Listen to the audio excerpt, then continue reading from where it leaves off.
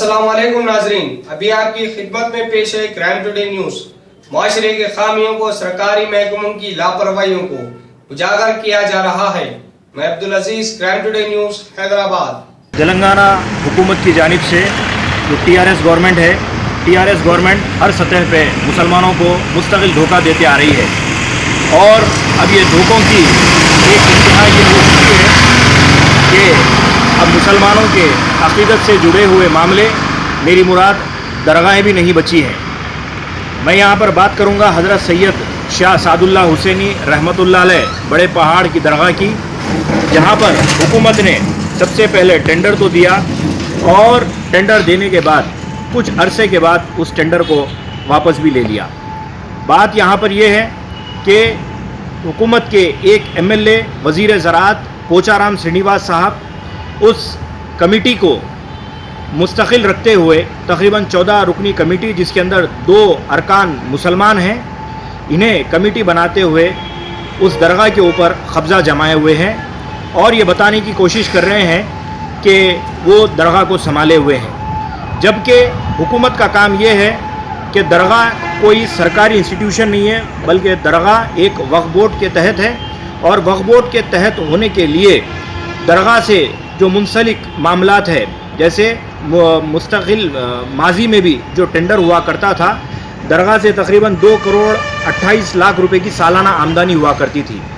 इस आमदनी को रोकते हुए तेलंगाना और टीआरएस से जुड़े हुए जो छोटे वर्कर हैं उन्हें फ़ायदा पहुंचाने के लिए मिनिस्टर साहब अपने कैडर को ज़िंदा रखने के लिए डिमोनेटाइजेशन के बाद जो नोटबंदी हुई, जिसकी वजह से ज़मीनों के भी कारोबार ठंडे पड़ चुके हैं, लिहाजा अब ऐसा लग रहा है कि ये मिनिस्टर्स और ये टीआरएस से जुड़े हुए कारकुनान दरगाहों को लूटने का काम कर रहे हैं।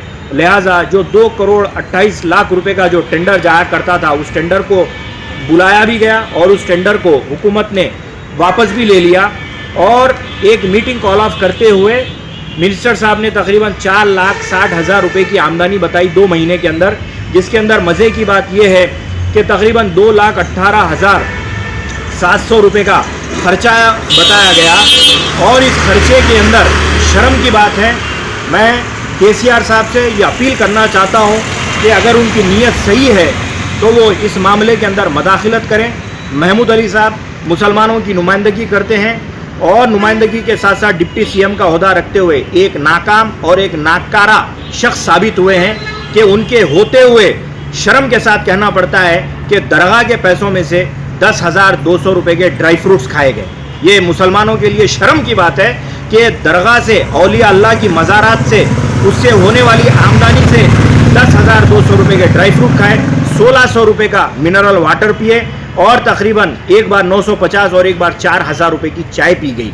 मेरे भाइयों, मैं मुसलमानों से अपील करना चाहता हूँ और हुकूमत से सवाल करना चाहता हूँ कि क्या दरगाहों के पैसों से ड्राई फ्रूट खाना, पानी की बोतलें ख़रीदना और चाय पीना, ये कहाँ तक दुरुस्त है?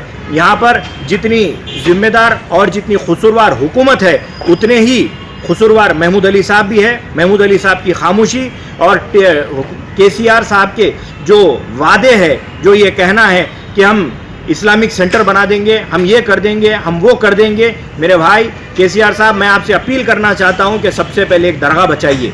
ये सादुल्लाह साहब की रहमतुल्लाह अलैह की जो दरगाह है, इसके साथ साथ दरगाह हुसैन शाह वली और अन्नारम शरीफ का मामला भी वही है कि दरगाहों के ऊपर टीआरएस के वर्कर्स ने अमलन तौर पर कब्ज़ा जमाया हुआ है और जो दरगाहों से होने वाली आमदनी है, जिसके ज़रिए वक्फ बोर्ड के तकरीबन अखराजात पूरे हुआ करते थे, उन अखराजात को रोकने के लिए साजिश के तौर पर ये लोग दरगाहों को तबाह कर रहे हैं, बर्बाद कर रहे हैं और कमेटियों को और जो टेंडर कॉल ऑफ करते हैं, टेंडर को भी वापस ले रहे हैं। ये मुसलमानों के ख़िलाफ़ एक बहुत बड़ी घिनौनी साजिश है।